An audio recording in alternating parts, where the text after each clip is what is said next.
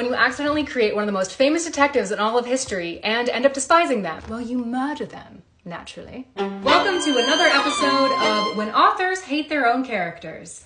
When Arthur Conan Doyle, seen here with a glorious mustache, was 27 years old, he was working as a physician, and he realized that he wasn't earning enough money, and that if he really wanted to make it rain, he was going to have to do something else.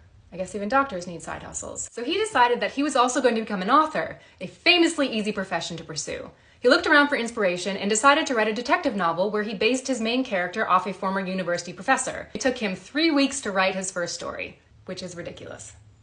Eventually, he sold it to a publication for £25, and on November 20th, 1886, the world was introduced to Sherlock Holmes. Nobody predicted the kind of success that Doyle saw. People went nuts. There were societies that developed, fan clubs, walking tours. People actually began dressing up as Watson and Holmes and would pretend to solve mysteries as party games, which I guess is the Victorian-era version of cosplay and LARPing.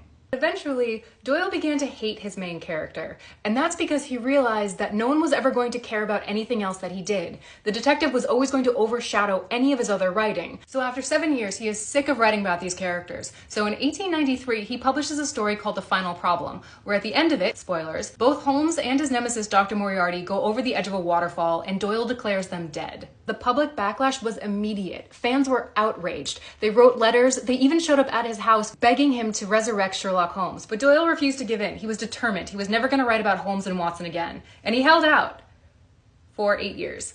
Until finally in 1901, he published The Hounds of Baskerville, and then went on to resurrect Holmes from the dead, claiming the character was just in hiding, hadn't actually died. And to his fans' delight, he wrote dozens of more Holmes and Watson stories. Which I guess just goes to show that if you harass an author enough, they'll change their mind. That doesn't seem like a good lesson.